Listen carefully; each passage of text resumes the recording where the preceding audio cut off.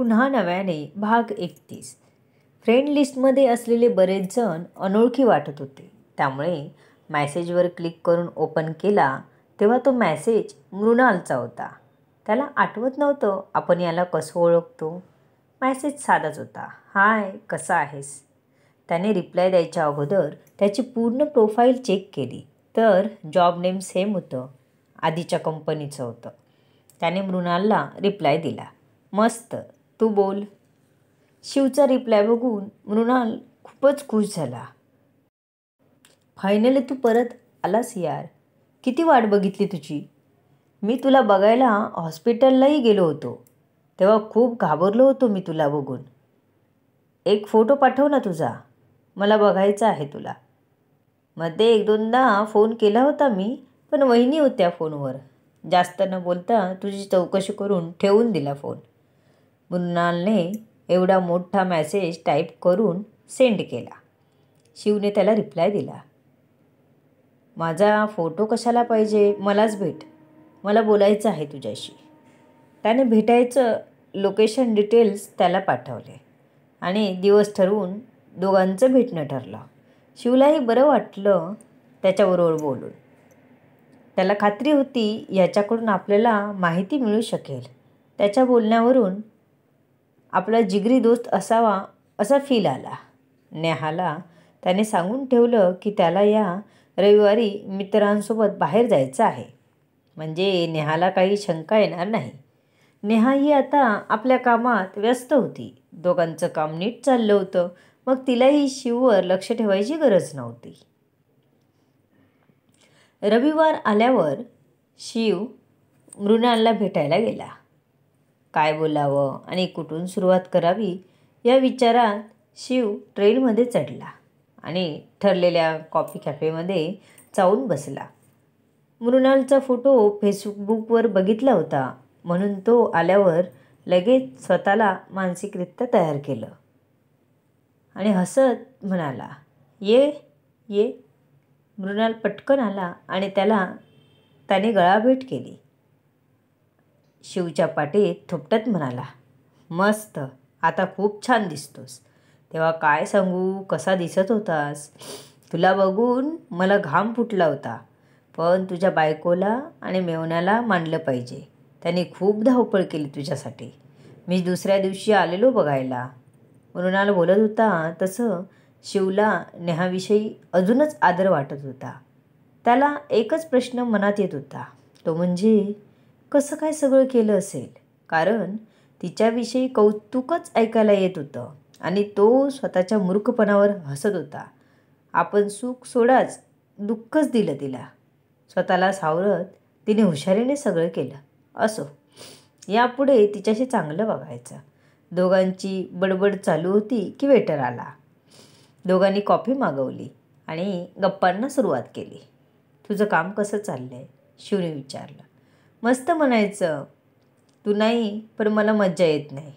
तू पुन्हा जॉईन का नाही करत. तू गेलास पण सोकावलेत पुन्हा सगळे. तुझा मेवना जॉईन झाला होता मध्ये, तू पोलीस आहे ना. त्याने बऱ्यापैकी धुमाकूळ घातला होता ऑफिसमध्ये. सगळ्यांची हवा टाईट झाली होती. मृणाल म्हणाला, हो का, का केलं त्याने, शिवने विचारलं. तुला नाही माहीत, कदाचित तू आजारी होतास ना म्हणून तुला सांगितलं नसावं. त्याने तुझा ॲक्सिडेंट करण्यात ज्यांचा हात होता त्यांना सगळ्यांना खडी फोडायला पाठवलं आणि मॅनेजर तर खडी न फोडताच अटॅक येऊन गेला. त्याच्यामुळे जास्त सुखावले सगळे. त्याने तुझ्या मेवण्याला पण मारायचा प्लॅन केला होता, पण उलटा तोच फसला. हुशार आहे हा तो. काय नाव त्याचं, हां आठवलं, विशाल. विशाल नावाप्रमाणेच विशाल होता, मृणाल म्हणाला. एवढं सगळं झालं, शिव मोजकं विचारत होता. हो मग, तू हवा होतास कंपनीत. तुला सांगू, आताचा HR आहे ना, तो अजिबात स्ट्रिक्ट नाही. त्याला कोणीच घाबरत नाही. रोजपणे टाईमपास चालू असतो. सालेचू लोक, मृणाल म्हणाला. तू काय करतोस, शिव म्हणाला. तुला माहीत नाही का अकाउंटमध्ये बिलिंग करायचो, मृणाल म्हणाला. हो का, नाही आठवलं, शिव चुकून बोललास शेवटी. ए बाबा, मला तरी ओळखतोस ना की मलाही विसरलास? मृणाल म्हणाला. ॲक्च्युली, शिव बोलला तसा मृणाल त्याच्याकडे बघतच राहिला. ए मित्रा, तू मला असा शॉक देत बसू नको हा, मृणाल म्हणाला. अरे खरंच मला प्रॉब्लेम झाला आहे. मला नाही आठवत काही मागचं, शिव म्हणाला.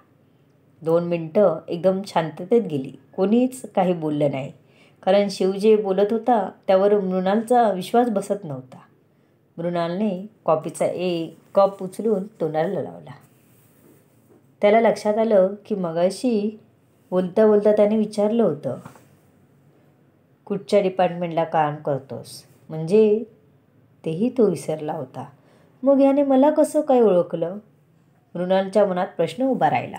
त्याने कॉफी पिता पिता त्याला थांबून विचारलं, काय रे, मग मला कसं काय ओळखलंस? मृणाल म्हणाला, फेसबुकला अकाउंट चेक केलं होतं तुझं मी, त्यामुळे ओळखलं मी तुला. आता मला नक्की काय काय झालं ते सविस्तर सांग बघू. मला कल्पना करून कंटाळा आला आहे. हे असं असेल का, ते तसं असेल का, विचार करून करून डोक्याचा पार भुगा झाला आहे, शिव म्हणाला. मृणाल त्याच्याकडे बघून हसतो आणि त्याला पूर्ण माहिती सांगतो. अजूनपर्यंत घडलेलं सर्व सांगतो. त्यालाही ते सर्व ऐकून धक्का बसतो. मृणालकडे शांत बघत राहतो. मृणालची बडबड चालूच असते. तो शिवकडे बघतो तर त्याला काहीतरी गडबड वाटते. तो त्याला हात लावतो तर शिव खुर्चीतून धाडकन खाली कोसळतो. ह्याला काय झालं? तो धावत येऊन त्याच्या तोंडावर पाणी मारतो आणि आवाज देतो, शिव, शिव, डोळे उघड. मृणाल घाबरून ओरडतो. शिवच्या कानावर मृणालचा आवाज पडतो. तो एकदम झोपेतून जागं व्हावं तसा उठतो आणि मृणालला बघून विचारतो, मृणाल काय झालं? असं का बघतोस? शिव विचारतो, तुला मी आठवतोय का? मृणाल म्हणाला, हो. अरे पण काय झालं? मी खाली का बसलो आहे? शिव एकदम शांत आवाजात बोलत होता, जसं काही घडलंच नाही असं. मृणालने त्याला पुन्हा खुर्चीत बसवलं. शिव पडल्यावर जमलेल्या लोकांना त्याने जायला सांगितलं आणि शिवला विचारलं, तुला काय काय आठवतं आहे? मृणाल म्हणाला, असं का विचारतोयस? मला सगळं आठवतं आहे. शिव चेहऱ्यावर प्रश्नचिन्ह आणत म्हणाला, तुझा ॲक्सिडेंट झालेला आठवतोय का? मृणालने विचारलं. शिवने डोक्याला आठ्या घातल्या. त्याला आता थोडं थोडं आठवत होतं. हो आठवतंय. पण तिथून पुढे हॉस्पिटलमध्ये मला जाग आली तेही आठवतंय. मला सगळं आठवतंय, शिव खुश होऊन म्हणाला.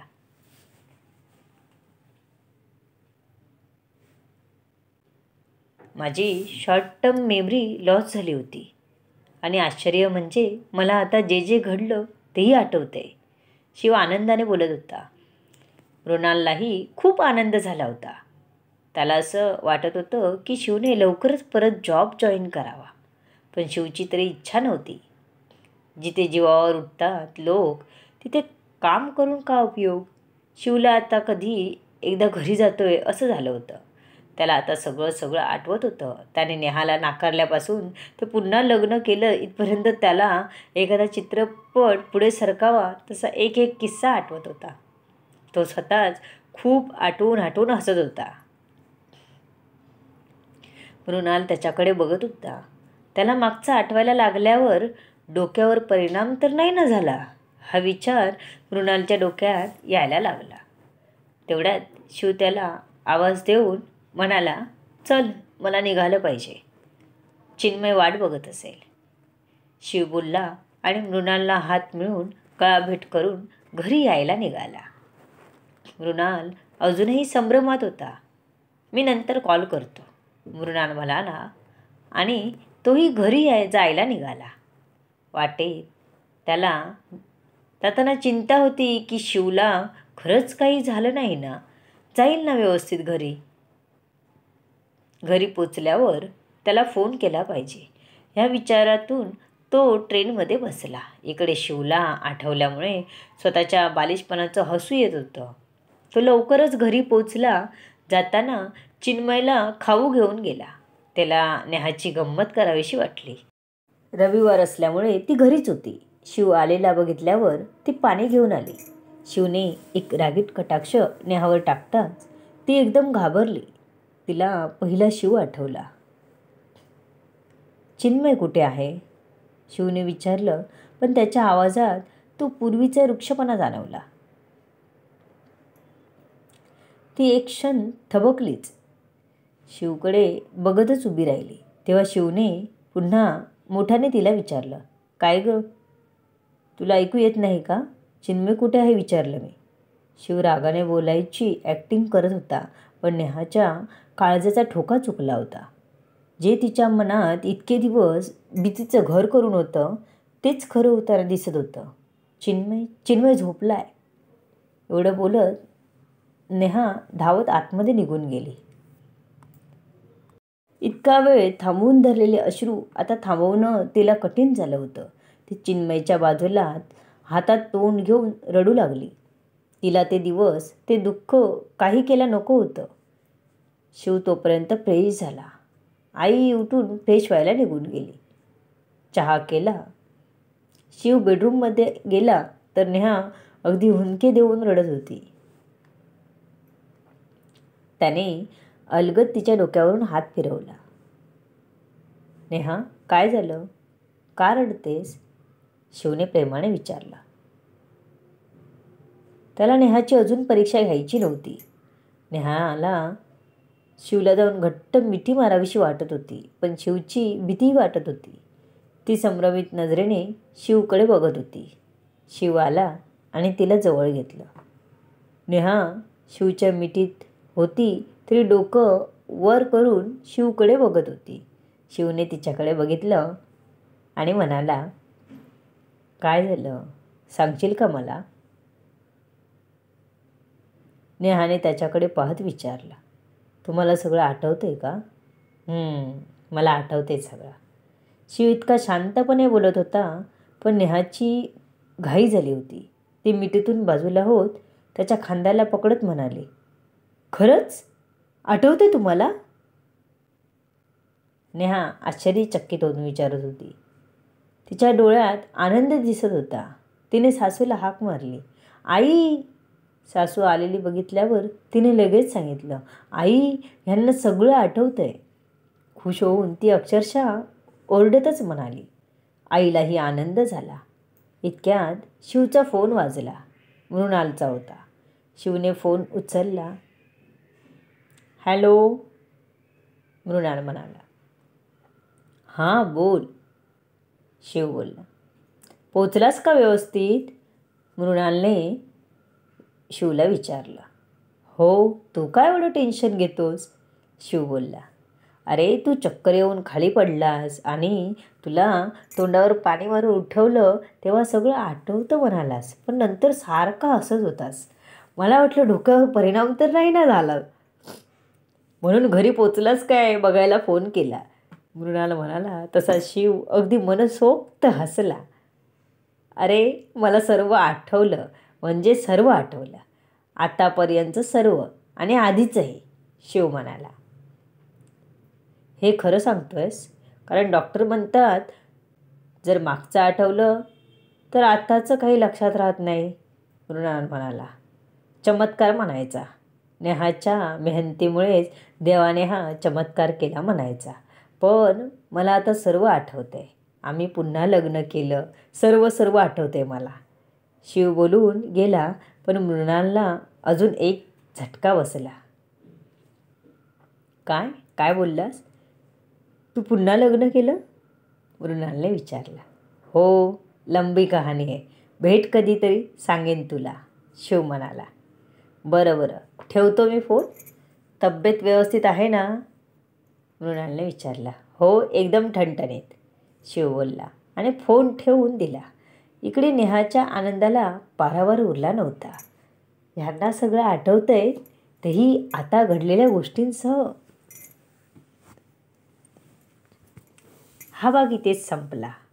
बघूया कथेत पुढे काय होतं ते. कथा अंतिम टप्प्यात आहे.